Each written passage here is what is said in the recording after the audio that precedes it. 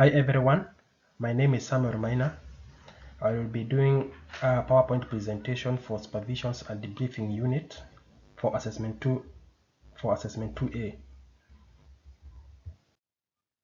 I have come up with a table of contents, introduction, factor affecting effective supervision, which is subdivided into ethical factors, organizational factors, and legal factors.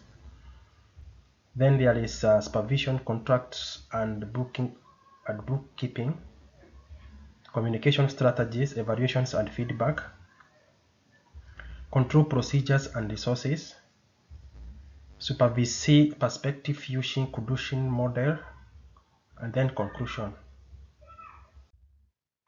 In my introduction, I have come up with these points, which include effective supervision is critical in enabling safer workplaces and growth of supervisee. This is according to Nicholas et al. 2012. This presentation focuses on the case study number 1 involving Jane, a supervisee and who is experiencing sexual harassment at her workplace. In addressing workplace harassment require a holistic approach which this discussion seeks to explore besides identify supervisee aspect addressed by Kudushin model.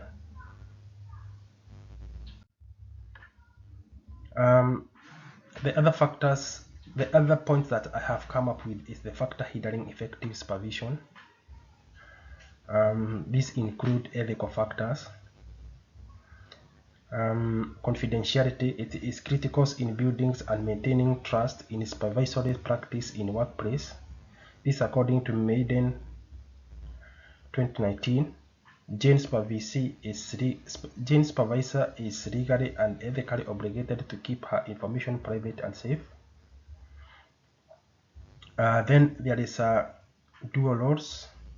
Evident where the supervisor is supposed to maintain confidentiality of Jane's sexual harassment case while at the same time mandated to report the incident at higher authorities.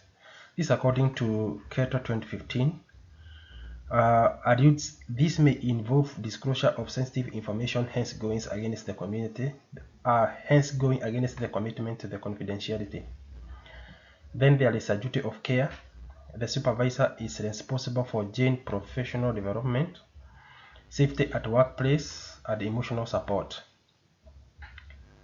And professional behavior. Ethically undermines the integrity and violate working policies, for instance sexual harassment in this case. The organizational factors. Organizational factors have profound effects on effectiveness of supervisions, which Wongs and Marcos 2022 identify as essential component for creating dynamics and supportive work environment.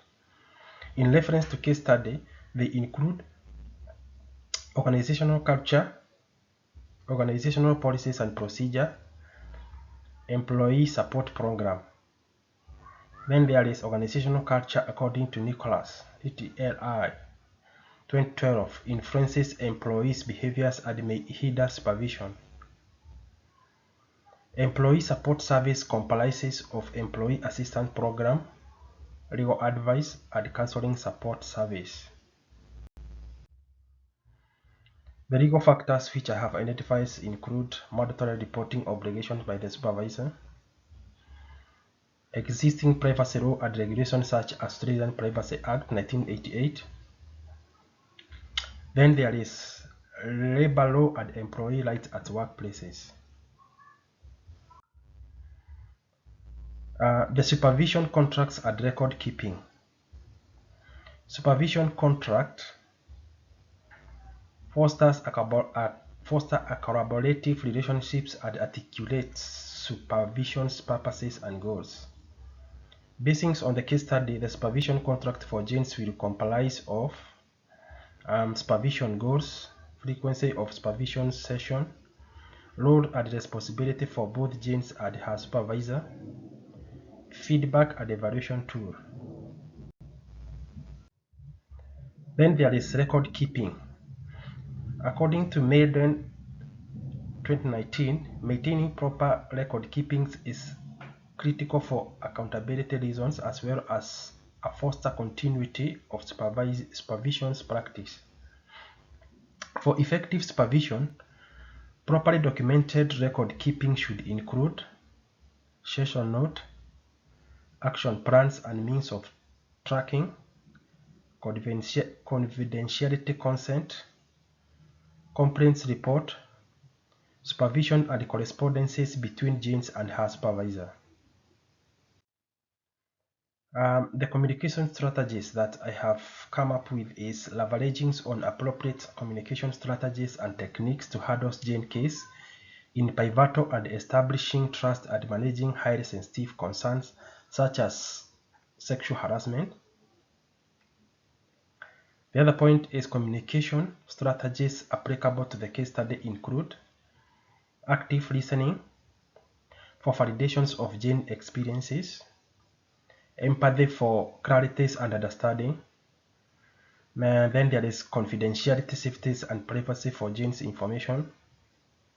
Then I'll do probing skills, use of open-ended questions to elicit deep exploration.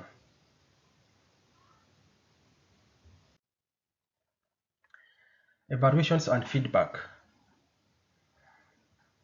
Evaluations and structured feedbacks will be done through routine monitoring to track progress of support intervention.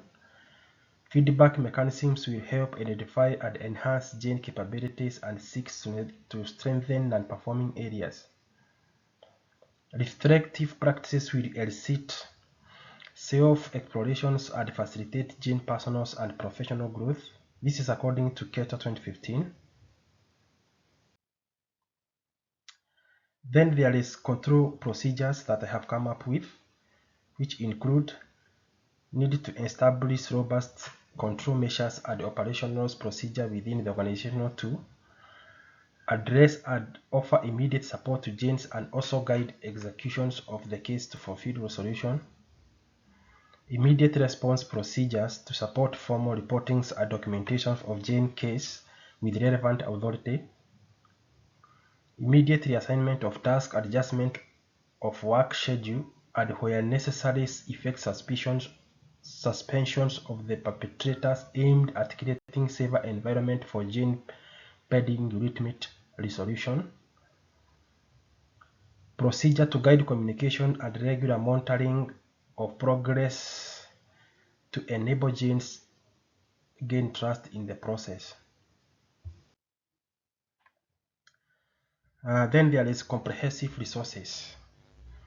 Basing on the case study, they include employee support program such as legal service and therapeutic counseling, support that will provide tailored care to Jane's harassment situation, training support and supervision guideline to help supervisor recognize and address harassment complexities, internal peer supports and network to facilitate sharings of experiences with others and achieve requisite support and growth, reporting and documentation tools to facilitate administrative functions.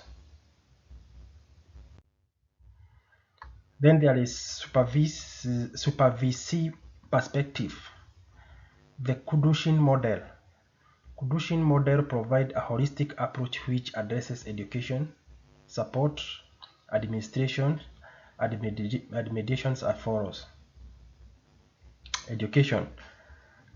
Achieved through trainings and professional development of the supervisee and acquisition of requisite skills and knowledge for understanding employees' rights in relation to form of harassment.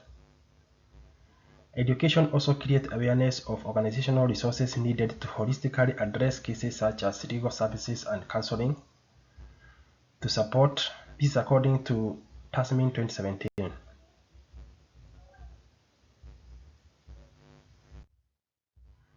As a continuation of this, I have added this point: support constitutes available professional services and resources with organizations such as supervisory, mentorship program, counseling, and legal support. mediation, compliance efforts such as advocacies and conflict resolution mechanisms within the organization established to help minimize incidences of harassment, administration, enhance and guide documentation and reporting of the case for the ease of execution and investigation.